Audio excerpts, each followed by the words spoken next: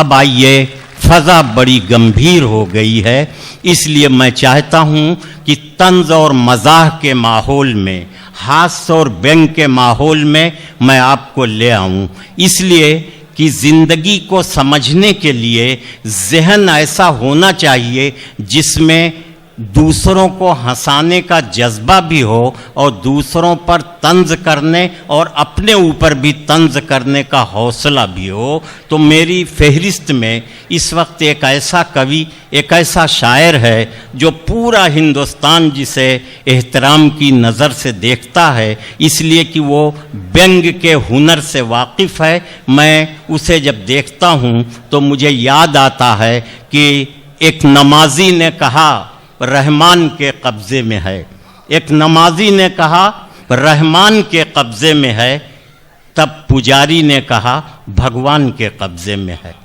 फिर कलंदर ने कहा दोनों की बातें काट कर आज अब ये दुनिया एक बड़े शैतान के कब्ज़े में है। इमरान जब फ़लस्तीन का जिक्र कर रहे थे तो दरअसल उसी बड़े शैतान की तरफ इशारा कर रहे थे। जो पढ़े लिखे होंगे लोग होंगे वो समझ गए होंगे उस इशारे को कि ये जुल्म और ज़्यादती कहाँ से हो रही है। कि सफ़ेद घर में बहुत ही काले कारनामे छुपे हुए हैं, उसी का तज़किरा हो रहा है।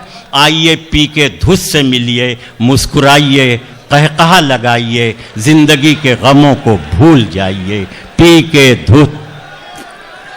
जिसे दूसरों के घर में ताकने झांकने की आदत होती है, अल्लाह उसे फोटोग्राफर बनाता है।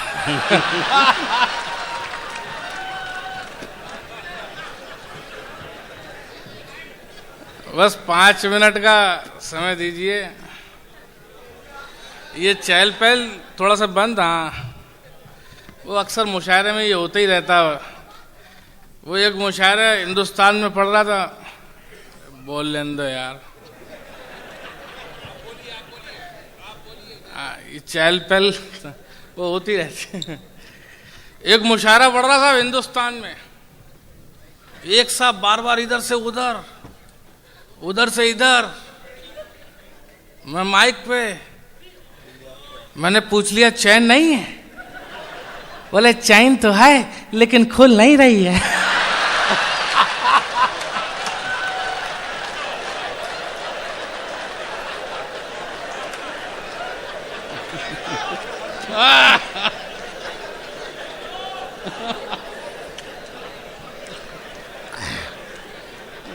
बैठ जाओ भाई साहब।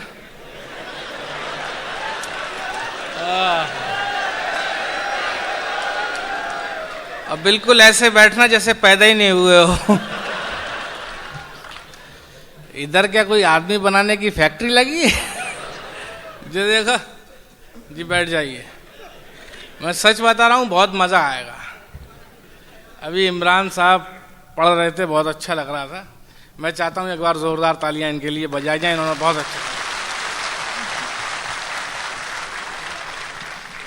और सच बता रहे हैं, इतना खूबसूरत मुशायरा कवि सम्मेलन सजाया है गणतंत्र दिवस के उपलक्ष्य में हमारे मोहतरम सैयद सलाउद्दीन साहब ने। मैं चाहता हूँ एक बार ज़ोरदार तालियां इनके लिए भी बजाई जाए।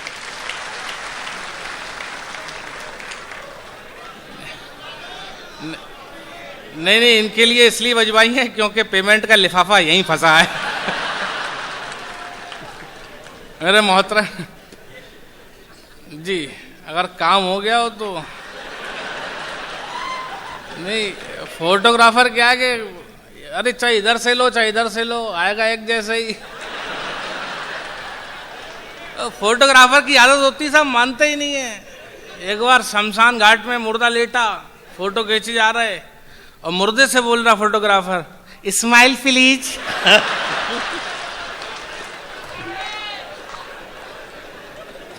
अब बताओ, अगर मुर्दा स्माइल कर दे तो कई लोगों की तो खत्म हो जाए।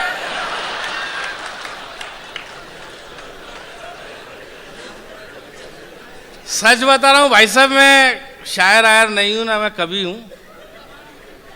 मैं एक छोटा सा फनकार हूं। मैं सच बता रहा हूं, बहुत मजा आएगा। तालियां नहीं, तालियां बजाते रहे ना। इमरान प्रतापगढ़ी इतना माहौल बना के गए कि वहां पे अपना जमाना बड़ी मुश्किल है। यार बोल लेने दो, अपनी तो हालत वैसे ही कुत्ते जैसी है। घर में लुगाई नहीं बोलने देती और मुशायरे में तुम नहीं बोलने दे रहे। दोनों भाई बहनों की आदत एक जैसी है।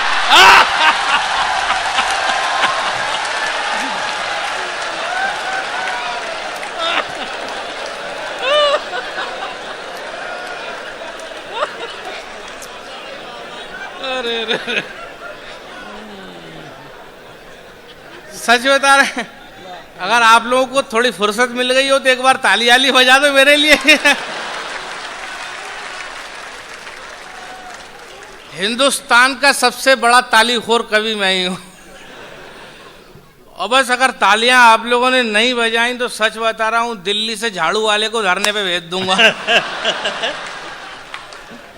मैं आपको गारंटी देता हूं पूरा मजा आएगा।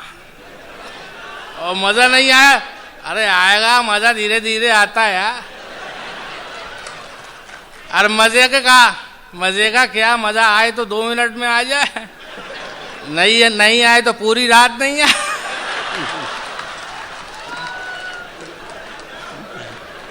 अब हमारे अरविंद केजरीवाल को तो मजा पूरी जिंदगी में नहीं आया। अब्बा की पहली कोशिश में तो पैदा हो गए, पहली कोशिश में इंजीनियर बन गए, पहली कोशिश में कमिश्नर बन गए और पहली कोशिश में मुख्यमंत्री। पूरी जिंदगी अब भी बस मुंह लटकाए खड़े रहते हैं। और कितना चाहिए, पूरी जिंदगी में मजा ही नहीं आया। और उनके पड़ोसी को पूरी जिंदगी हो गई, मजा आ रहा है। सच बता रहा हूं भाई साहब, आज के टाइम में हिंदुस्तान में पिछले 6 महीने से 2 लोगों ने मीडिया में इस कदर परेशान कर रखा है। एक तो अरविंद केजरीवाल और एक आसाराम बापू। वो मेरे मोहल्ले का एक लड़का भाई साहब गया लड़की देखने अपनी शादी के लिए। लड़की देखने गया, साथ में उसके चाचा भी गए, ताऊ भी गए, अब्बा भी गए, सब गए। और वो साहब लौट के जब वापस आए तो चाचा का हाथ टूटा, ताऊ का पैर और उसका पूरा थोबड़ा खराब। मैंने पूछा क्या हुआ? बोले लड़की देखने गए थे। मैंने कहा लड़की देखने गए थे तो ये टूटे फूटे माहौल से क्या मतलब? बोले यार क्या बताएं, वो मैंने लड़की से पूछ लिया आपने कभी आशाराम बापू से आशीर्वाद तो नहीं लिया है?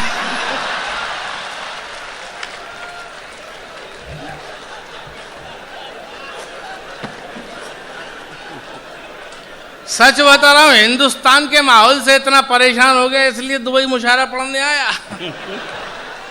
लेकिन ये नेता लोग दुबई तक पीछा नहीं छोड़ रहे। वैसे कोई भी अगर यहाँ राजनीतिक व्यक्ति बैठा हो मैं उससे दूर से ही प्रणाम कर लेता हूँ और माफी मांगता हूँ, क्योंकि मुसीबत जितनी दूर रहे उतनी ज्यादा अच्छी। वो साहब गणतंत्र दिवस का माहौल और ये पूरे कौमी यकजहती के लिए, एकता के लिए पूरे देश में, पूरी दुनिया में मुशायरे और कवि सम्मेलन कराए जाते हैं। बहुत अच्छी बात है भाई, बहुत अच्छा लगता है, इससे एकता का पैगाम जाता है। लेकिन मैं एकता की बात नहीं करता, क्योंकि मैं झूठ नहीं बोलता। मुझे मालूम है जब एकता होनी नहीं है तो एकता की बात क्यों करो। सच बता रहा हूं साहब, हमारे देश की सियासत ने हमें कभी एक रहने के लिए कोशिश ही नहीं की। उन्होंने सबसे पहले एक नारा दे दिया, हिंदू मुस्लिम सिख ईसाई आपस में सब भाई भाई। सच्चाई ये है, अगर हमारे देश की सियासत ने हमें भाई की जगह दोस्त बना दिया होता तो हम सच्चे मायने में एक हो गए होते। क्योंकि इतिहास, तालियां तो दोस्तों अब बजाना, मैं चाहता हूं एक बार जोरदार तालियां बजा देना। अभी नहीं, नहीं, ये कोई एटीएम में से पैसे निकाल लो, पहले एटीएम फंसाओ बाद में रोकड़ निकले। सच्ची बात बता रहा हूं साहब, मेरे देश की सियासत ने कभी चाहा ही नहीं हम एक हों। हिंदू मुस्लिम सिख ईसाई आपस में सब भाई भाई। अरे पहली इस चीज की बुनियाद यहां से रख दी कि हमें अलग कर दिया। ये कहने की आवश्यकता क्या पड़े कि हम भाई भाई। हम तो वैसे ही एक हैं। अगर हमारे देश की हुकूमत चाहती तो हमें किसी तरीके से दोस्ती का पैगाम देती, क्योंकि इतिहास गवाह है, भाइयों में तो बंटवारा होता है लेकिन दोस्तों में कभी बंटवारा नहीं होता। क्या बात है भाई। चलिए ये भी नहीं, बीच बीच में ऐसे दौरे पड़ते रहेंगे। वो क्या है कि अंदर का कभी जाग जाता है, कभी कभी अच्छी बातें हो जाती हैं। मेरे मोहतरम डॉक्टर कलीम कैसर साहब बैठे हैं। आज से 15 साल पहले सबसे पहला मुशायरा ज़िंदगी का इन्होंने ही पढ़वाया था, और जिस दिन से मुझे मुशायरा पढ़वाया उसी दिन से मुशायरे ख़राब हो गए। जो कुछ भी स्थिति अगर मेरी अच्छी हो जाती है तो वो समझ लो कि अपना काम है, और कहीं से अगर अपना काम नहीं होता है तो डॉक्टर साहब से निपट लेना। वो सब क्या हुआ, डॉक्टर साहब ने मेरे को बताया।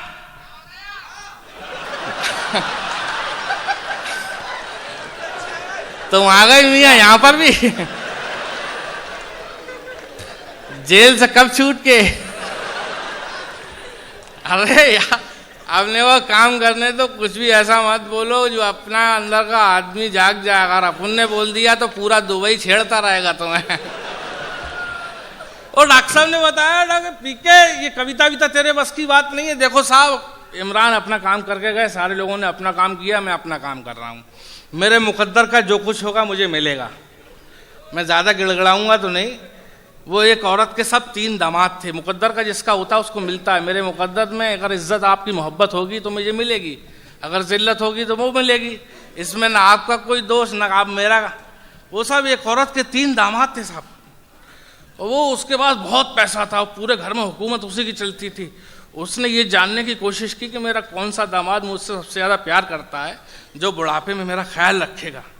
वो एक दामाद को ले गई साहब दरिया के किनारे, और दरिया के किनारे ले जाने के बाद उसने दरिया में डूबने की कोशिश की, और जैसी पैर फिसलने का नाटक किया और दरिया में गिरी तो एक दामाद ने तुरंत बचा लिया, बड़े वाले ने। उसके बाद साहब सास ने उसको एक कार दी बड़ी गिफ्ट में। उसके बाद दूसरे वाले को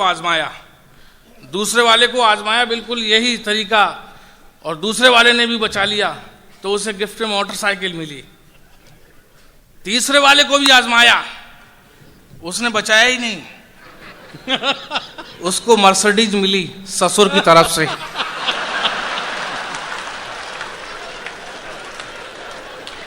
अपने मुकद्दर का तो मिलेगा साहब।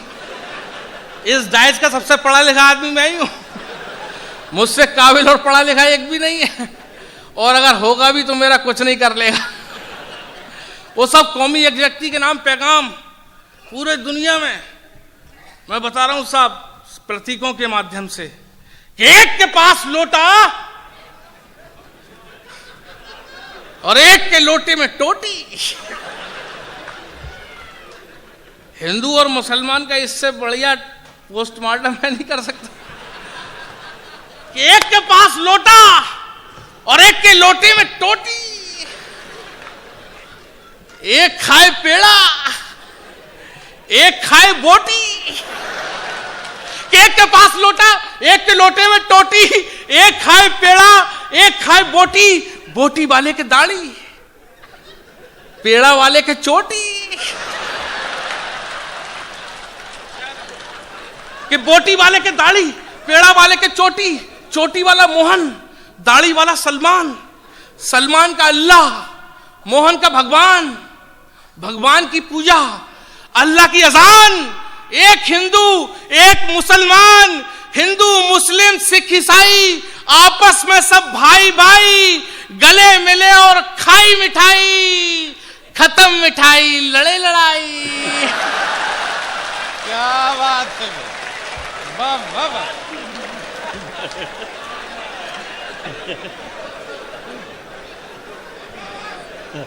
बस हमारे अंदर की इतनी एकता होती है। सच बता रहा हूं साहब, मैं हंसने हंसाने के लिए, मौज मस्ती के लिए यहाँ पर खड़ा हुआ था। मैं चाहता हूँ इतना अच्छा, इतनी अच्छी डाइज है, इतना बड़ा प्रोग्राम है, तो अपनी ज़िंदगी की कुछ अच्छी नज़्म में पढ़ूँ यहाँ पर। दोस्तों, हम लोग बहुत कोशिश करते हैं, फिर भी पता नहीं ऐसी क्या बातें हैं ऐसे क्या कौन से लोग हैं जो हमें बाकी सच्चे दिल से एक नहीं होने देना चाहते। मैं एक छोटी सी नज़्म पढ़ता हूँ, अगर आप लोगों को अच्छी लग जाएगी तो एक और पढ़ूंगा, वरना अपनी जगह ले लूँगा। आपने देखा होगा साहब, मैं हिंदुस्तान का वो दृश्य आपके सामने रखता हूँ, वो नज़ारा रखता हूँ जिसमें से मैंने तंज निकाला है। आपने देखा होगा, आप हिंदुस्तान में रहे हैं, गली मोहल्ले में कस्बे में कोई ना कोई पागल आपको कभी ना कभी मिला होगा, और उस पागल से बातचीत करने वाले, गुफ्तगू करने वाले लोग जो अक्लमंद लोग हैं वो भी देखे होंगे। और उस पागल और अक्लमंद लोगों के बीच से साहब जो गुफ्तगू निकाल कर लाया हूँ मैं, वो हाजिर करना चाहता हूँ। एक बार तालियां बजा के मुझे हौसला दे दो कि मेरे चौराहे के मेरे शहर के चौराहे के मेन चौराहे के पास, मेरे शहर में मेन चौराहे के पास मैं चलते चलते रुक गया अनायास। नजर घुमाई तो देखा फुटपाथ पर एक पागल सा आदमी खड़ा था, जो लगभग मुझसे 10 वर्ष बड़ा था। कपड़े फटे पुराने और बाल भी बड़े थे। कुछ लोग उसे घेरे हुए खड़े थे। तभी एक सज्जन बोले, लगता है ये आवारा है। मेरे शहर के मेन चौराहे के पास मैं चलते चलते रुक गया अनायास। नजर घुमाई तो देखा फुटपाथ पर एक पागल सा आदमी खड़ा था, जो लगभग मुझसे 10 वर्ष बड़ा था। कपड़े फटे पुराने और बाल भी बड़े थे। कुछ लोग उसे घेरे हुए खड़े थे। तभी एक सज्जन बोले, लगता है ये आवारा है। दूसरे बोले, नहीं ये इश्क का मारा है। तीसरे ने झट से बीड़ी जलाई और उस पागल की तरफ बढ़ाई। हाथ जोड़कर पागल से बोला, हे महाराज, मैं तो आपको अच्छी तरह से जानता हूं, आपकी ताकत को पहचानता हूं, मुझ पर कृपा करो और मेरे कष्ट मिटा दो। एक आध सट्टे का नंबर ही बता दो कि मुझ पर कृपा करो और मेरे कष्ट मिटा दो। एक आध सट्टे का नंबर ही बता दो। तभी साहब चौथे ने उस पागल से पूछ लिया, तू हिंदू है या मुसलमान? तभी साहब चौथे ने उस पागल से पूछ लिया, तू हिंदू है या मुसलमान, किस बिरादर का है? इतना सुनते ही पागल का गुस्सा 7वें आसमान पर। उसने तमाचा जड़ दिया सज्जन के कान पर और झूमते हुए अपने अंदाज में बोला, बड़ी अजीब बात पूछता है, बड़ी अजीब बात पूछता है, बड़ी अजीब बात पूछता है, बड़ी अजीब बात पूछता है। एक पागल से उसकी जात पूछता है। बहुत अच्छा, क्या कहने, वाह। बड़ी अजीब बात पूछता है, बड़ी अजीब बात पूछता है, बड़ी अजीब बात पूछता है। एक पागल से उसकी जात पूछता है, उसका धर्म पूछता है, धर्म का मर्म पूछता है। अरे तू सवाल बड़ा ही गर्म पूछता है। किसी पागल की कोई जात कोई धर्म नहीं होता। हम पागलों का यहाँ कभी अधर्म नहीं होता। हम पागल किसी अबला के साथ बलात्कार नहीं करते। हम कभी मजलूमों पर अत्याचार नहीं करते। हमने कभी मस्जिद और मंदिर नहीं तोड़े। हमने जाकर किसी शहर में बम नहीं फोड़े। हम कभी आवाम में आग नहीं लगाते हैं। हम कभी आदमी को आदमी से नहीं लड़ाते हैं। हमें क्या पता हम हिंदू हैं या मुसलमान हैं, लेकिन आपसे बेहतर इंसान हैं। वाह वाह वाह वाह वाह वाह वाह, बस जिंदाबाद। पी के दूध, क्या कहने हैं, जिंदाबाद जिंदाबाद। बहुत अच्छे। जो ज़र्रा जिस जगह है वहीं आफताब है। सामईन की ख्वाहिश, सलाहुद्दीन साहब का हुक्म, पी के धुत माई का आपका मुंतज़िर है, कुछ और सुनाइए।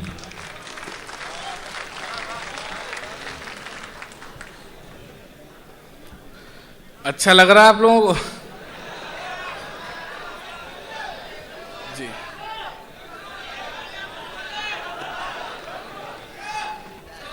यार समझ में नहीं आ रहा आवाजें निकाल कहां से रहे हो। एक बार ताली आली और बजाओ, हौसला बढ़ाओ छोटे से कदम का। सच बता रहा हूं भाई साहब, मैं हंसने हंसाने के लिए यहाँ पर आया था, लेकिन इतना अच्छा माहौल देखा, इतने अच्छे लोग देखे, इतनी मोहब्बत वाले लोग देखे, मुझे लगा कि मुझे कुछ अच्छा करना चाहिए। इसलिए अंदर से कुछ अच्छा निकल आया, मैंने आप लोगों की खिदमत में रखा। आपकी मोहब्बतें मुझे मिली। वो एक छोटी सी नज़्म और सुनाना चाहता हूँ। वो डॉक्टर साहब की बात बता रहा। डॉक्टर साहब ने मुझसे कहा, बोले पी के कविता विता तेरे बस की बात नहीं है। उन्होंने कहा, मैंने कहा डॉक्टर साहब फिर? बोले तू गोरखपुर आ जा, तेरी नौकरी लगवा देते हैं। मैंने कहा ठीक साहब। गोरखपुर गया, इन्होंने मेरी नौकरी लगवा दी मुर्गी फार्म में। अपन ने सारी गज़लें मुर्गियों को सुना दी। दूसरे दिन मुर्गियों ने अंडे ही नहीं दिए। मुर्गी फार्म का मालिक भाई साहब से बोला कैसे आदमी को नौकरी पे रखवा दिया, मुर्गी अंडे नहीं दे रही। इन्होंने मुझे डांटा, बोले मुर्गियों से अंडे दिलवा वरना तेरी नौकरी गई। मैंने सारी मुर्गियों को इकट्ठा किया, बिल्कुल वैसे ही जैसे आप लोग। मैंने कहा मुर्गियों, कल आपने अंडा नहीं दिए कोई बात नहीं, लेकिन अब आने वाले कल में 2-2 अंडे देना, और जिसने नहीं दिए समझ लो उसका काम। सारी मुर्गियां घबरा गई, सबने 2-2 दिए, एक ने एक ही दिया। मैंने उससे पूछ लिया आपने एक ही? अरे आपकी वजह से तो देवी दिया, वरना अपन तो मुर्गा हैं।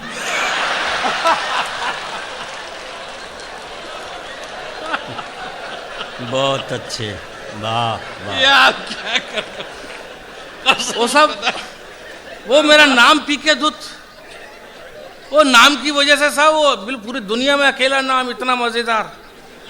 और मुझे बड़ा घमंड इस बात पे। वो फ्लाइट में बैठा था, वो इमरान का बड़ा अच्छा गेम हुआ, सच बता रहा हूँ, मुझे बहुत अच्छा लगा। और वो क्या है कि मेरा नाम पीयूष कुमार गुप्ता है, बनिया का बच्चा हूँ, मुझे मालूम है अपना माल कैसे बेचा जाएगा।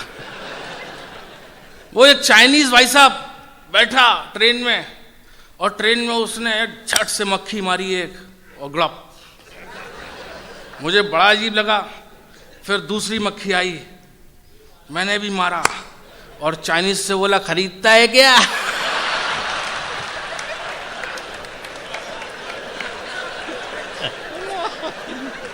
मुझे मालूम है कैसे काम करना है साहब। वो मेरा तो नाम ही पीके दूत, मुझे बड़ा घमंड।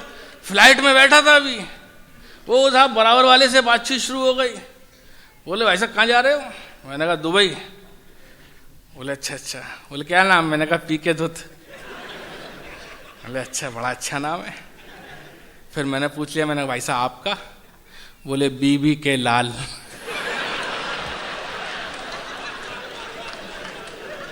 बस तब से थोड़ा मैं एहसास कमतरी का शिकार। वो सब बीवी का लाल, ऐसे ऐसे लोग, ऐसे ऐसी किस्से, ऐसी ऐसी बातें। मैं चाहूँ तो घंटों हंसा सकता हूँ, बहुत हंसाना चाहता हूँ, लेकिन मेरे मोहतरम वसीम बरेलवी साहब यहाँ पर बैठे हैं, अनवर जलालपुरी साहब हैं, डॉक्टर कलीम कैसर साहब। सच बता रहा हूँ, डॉक्टर कलीम कैसर साहब ने मुझे उंगली पकड़कर चलना सिखाया है, कविता पढ़ना सिखाया, कविता लिखने का सलीका मुझे था, लेकिन उन्होंने मुझे तराशा। मैं उनका बहुत एहतराम करता हूँ। मैं चाहता हूँ एक बार जोरदार तालियां मेरे बड़े भाई के लिए बजा दीजिए। आइए, मेरा पूरा हिंदुस्तान यहाँ पर बैठा है। इमरान ने बहुत अच्छा काव्य पाठ किया, बहुत अच्छा पढ़ा। मैं चाहता हूँ हिंदुस्तान का दर्द आप लोगों के सामने रखूं। आप लोग यहाँ जी 5 मिनट का मौका दो, जिंदगी भर याद रखोगे। सच बता रहा हूं, मेरी 5 मिनट की परफॉर्मेंस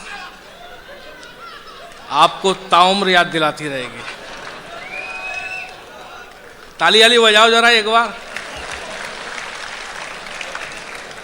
और सच भाई साहब, पूरा हिंदुस्तान, आप लोग बहुत संपन्न लोग हैं, बहुत अच्छे लोग हैं, लेकिन अपने हिंदुस्तान का जो हाल है, मैं बस वो गाना चाहता हूँ, वो रखना चाहता हूँ। मैं दुनिया की बातें नहीं जानता, पूरे दुनिया को तो मैं तब देखूँ जब अपने घर में मुझे सुकून हो। मैं घर का दर्द लेकर आया हूँ। देखिए साहब, एक छोटी सी नज़्म है। नज़्म किसी खां साहब के लिए भी लिख सकता था, किसी सरदार के लिए भी लिख सकता था, हिंदुस्तान में किसी ईसाई के लिए भी लिख सकता था, किसी हिंदू के लिए भी लिख सकता था, लेकिन ये नज़्म मैंने पूरे हिंदुस्तान के लिए लिखी।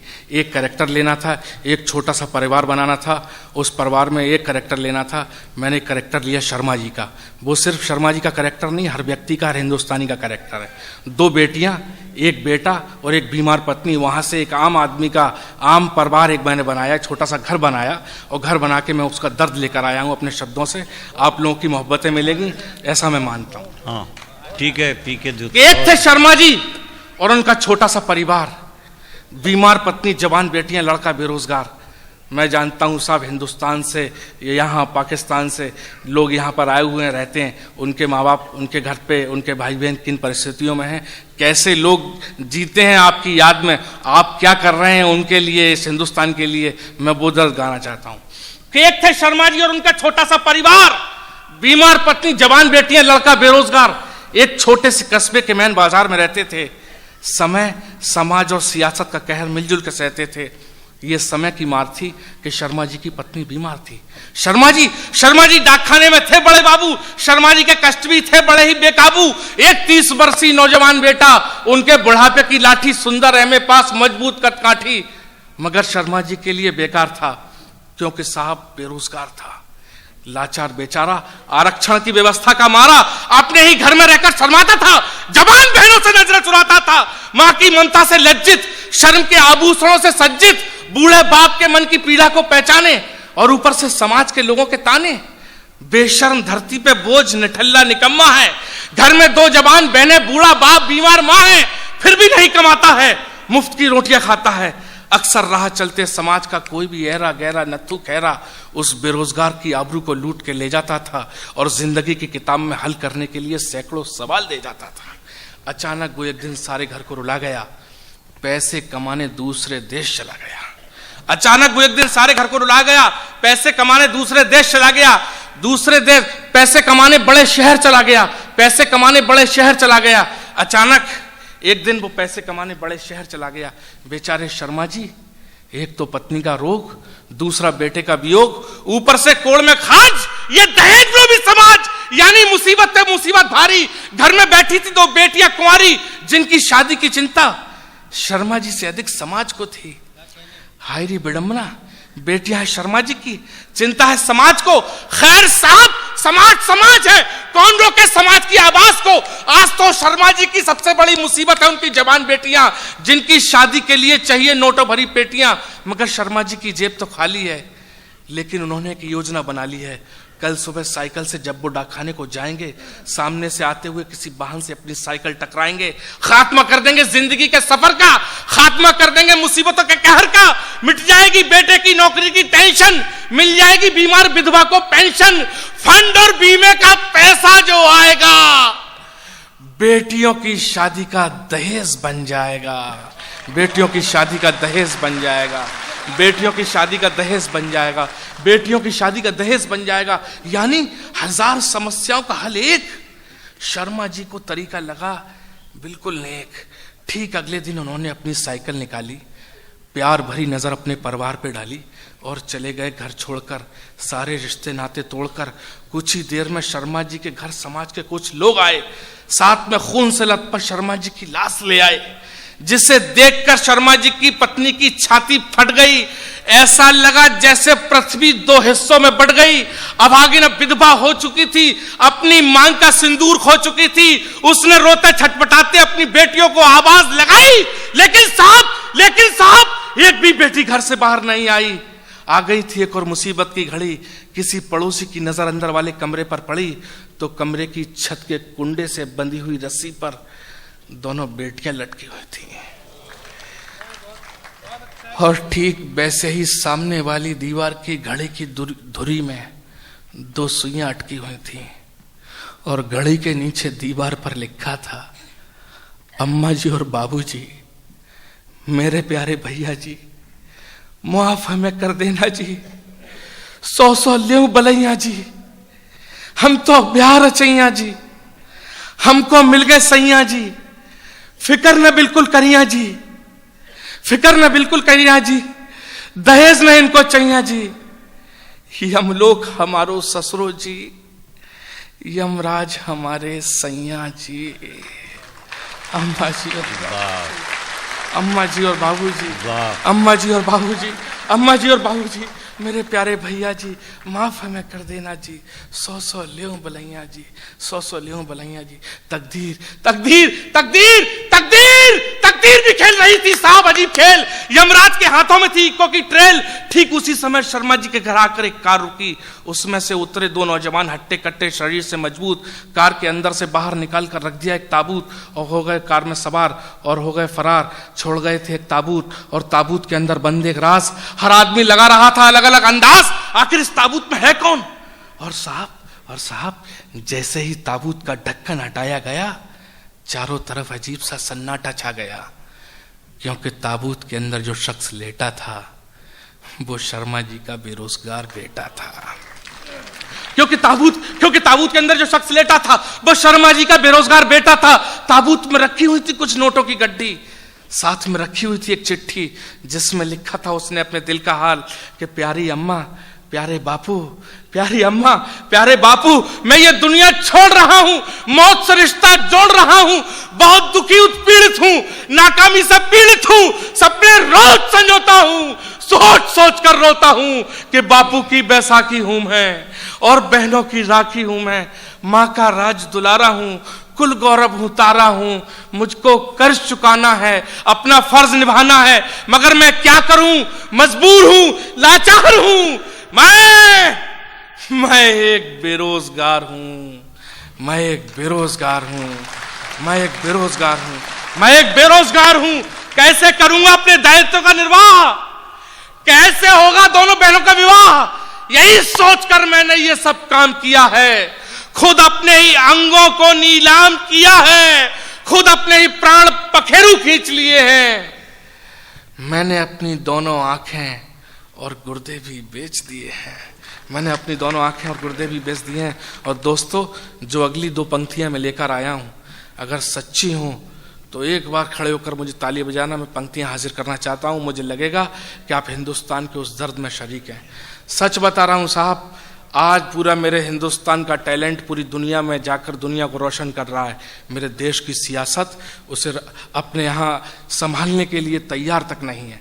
मैं दो पंक्तियां रखता हूं, अगर आप बाप हैं तो सोच लीजिए आपका बेटा अगर मजबूरी में सियासत की मार के तहत अगर ये सवाल आपसे करे, अगर आप बेटे हैं तो मजबूरी में ये कल्पना करो कि आपके अपने पिताजी से, अपने घर वालों से ये सवाल करना पड़े। हिंदुस्तान मेरा इकलौता मुल्क है दुनिया में जहाँ पर सिर्फ लोग नहीं रहते, परिवार रहते हैं, और परिवार पे कुर्बान होने की क्षमता परिवार के हर सदस्य रखता है। मैं वो नज्म लेकर आया हूँ, वो कविता लेकर आया हूँ कि कैसे करूंगा अपने दायित्व का निर्वाह, कैसे होगा दोनों बहनों का विवाह, यही सोचकर मैंने ये सब काम किया है, खुद अपने ही अंगों को नीलाम किया है, खुद अपने ही प्राण पखेरु खींच दिए हैं, मैंने अपनी दोनों आंखें बेची और गुर्दे भी बेच दिए हैं। लेकिन पिताजी मैं आपसे एक सवाल करता हूं, लेकिन पिताजी मैं आपसे एक सवाल करता हूं, बहुत सोचता हूं और मलाल करता हूं कि यदि आपने मुझे भी बचपन से चोर या डाकू बनाया होता तो आज मैं भी इस देश की सियासत में छाया होता।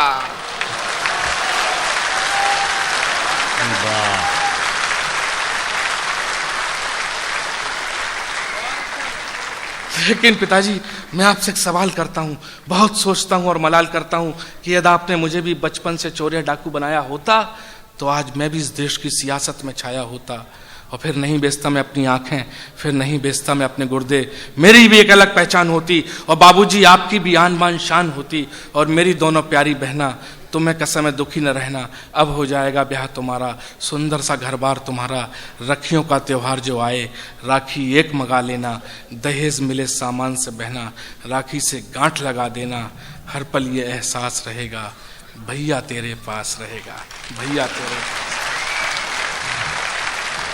बहुत अच्छे, क्या कहने हैं, पी के धूत।